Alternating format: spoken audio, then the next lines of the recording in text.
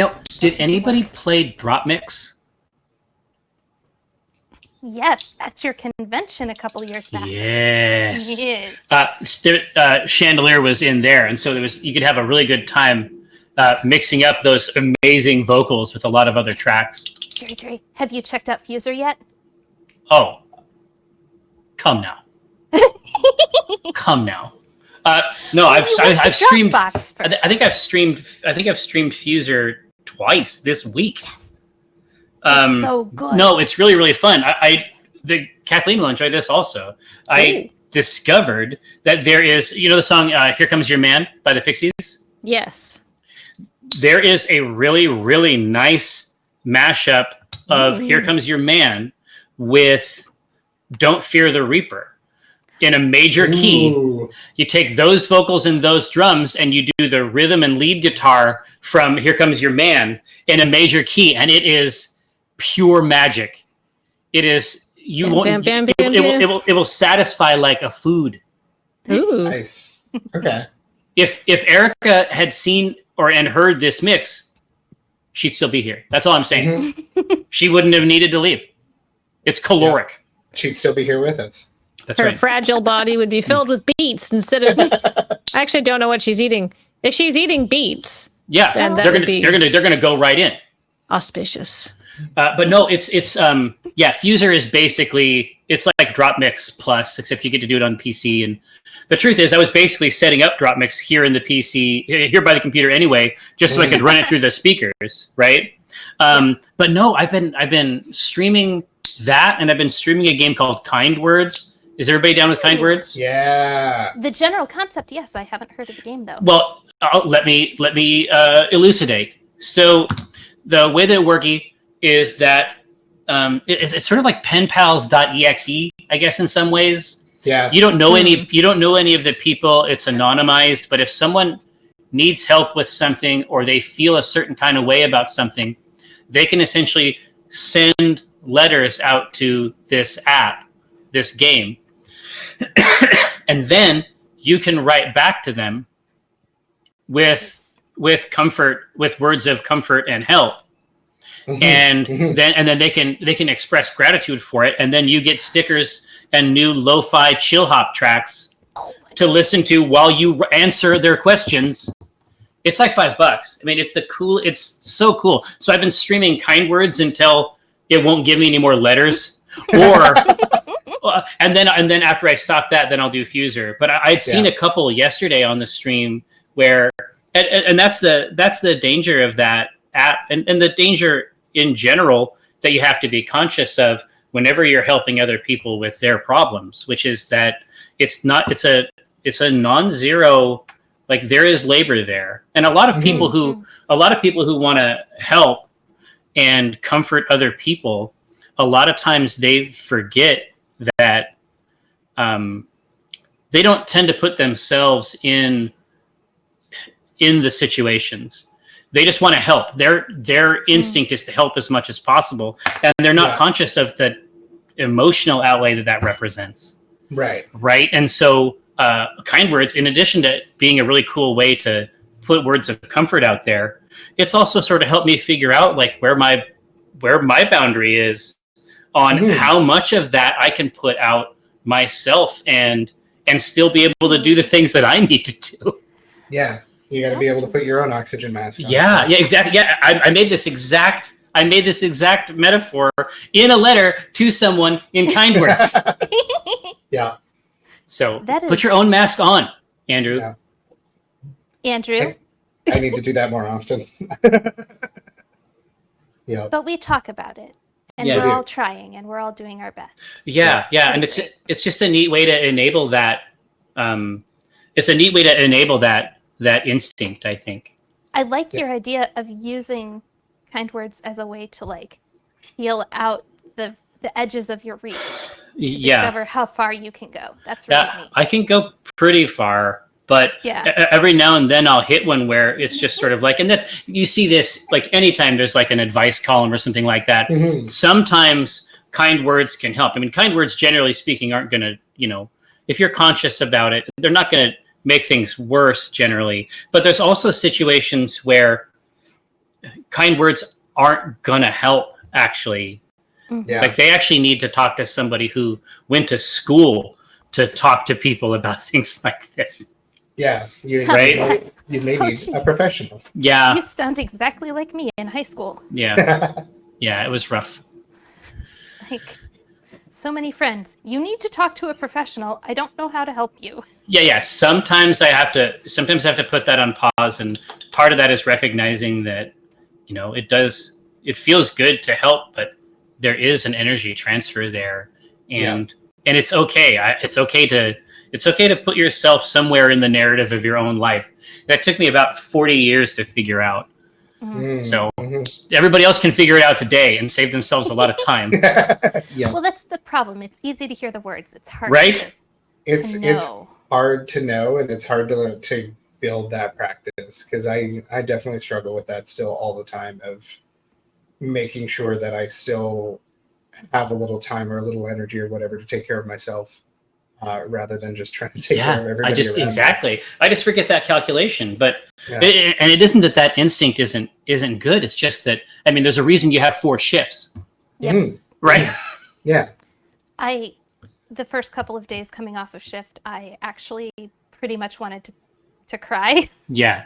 Even though the shifts were great and tons of fun, but like compartmentalizing my brain so hard into an entertainer space left me very little self space. Yeah. And I kind of had to recognize that and work to balance out what I was doing not on shift to keep myself kind of regulated there. Yeah. And so think about it like in a PAX type situation, you know, who I'm required to be. I mean, I'm a natural sort of introvert type person. And then what's required of me over the course of those 4 days. And then the shift back out of it, where it's like I build into myself, because I'm genuinely curious about people. And so that gets me through the whole show. But then like that Monday after, like I don't get out of bed until noon. Like I'm just I'm a ruin basically. And I don't mind doing it. The value is still super there, but it's not non-zero cost. I call it a social hangover. Yes. That's like a good term for it. That's very well put. Yeah. It's just... Yeah, I ran into the same thing that you talked about, Carrie. Even with just our short test stream back in September, Rustproof B Shed. That's right. The crash that I felt even after just a few hours there kind of made me feel like I was like, okay, 4 desert bus every day. I need to plan for this kind of thing. So the thing I did was just ask my partners to be around to help me out and support me pretty much right after I end shift to help make that crash a little less difficult on me. Yeah, for sure. And that's why we have an after party for our volunteers and everybody as well. It's exactly the same at it's exactly the same for PAX. Obviously, the enforcers, who I historically have referred to as the spine of the show. There is always an after party, and of course, I mean, I've been to every PAX that there is, even all the Oz ones, and there's that after party is a really, really good path, like emotionally sort of out of that ritual space. That makes sense. You're there with a lot of people who've been through what you've just been through. Even if it's a different flavor of it, it's still, you're all on the come down. So this ties back into that shared experience that you were talking about earlier, Jerry. There's only one after party that I missed. I went to the show itself, but the after party I missed was when my daughter Ronya was born. Because of course, and I would say that she has maintained this policy. She decided that she wanted to be born in the middle of the show. And that's very surprising. It's a very surprising thing to go down and try to get your car out of the hotel, and you really want it to happen fast, and they aren't as interested in that.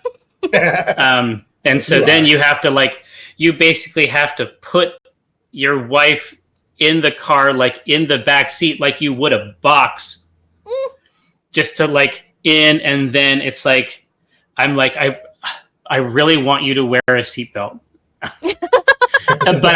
I'm not in a position to be like, put your seatbelt on. Yeah. Because the truth is, we have 2 children, and so I've had some experience with this, is that we were talking about these social gears, right? Like you sort of move into that and you need to be ready. That's a gear too. Yeah. Like that's Brenna, the way that she typically describes it, she says that she like psychologically just turned into like a cow. She was just like an engine of life manufacture.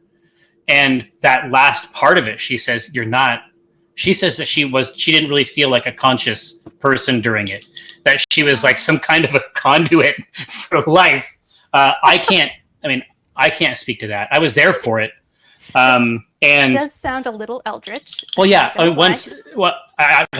don't know what you're supposed to do. It's like I had watched a television program, and they're like, "Oh, okay, you need to count the time between the contractions." And so I still have this piece of paper to this day, completely useless. There's just a bunch of numbers on it. I wasn't like tracking it correctly at all.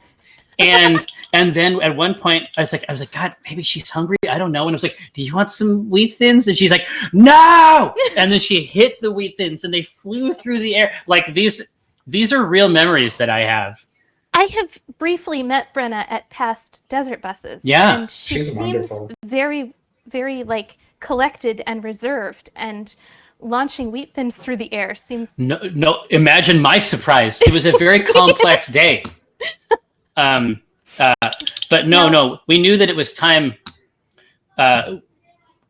There's so many stories about this that you shouldn't tell out loud on streams, but we knew that it was time to go at 5:30 in the morning, that the pre-Ronya phase of our lives had come to a close, and now we were entering the Ronya phase.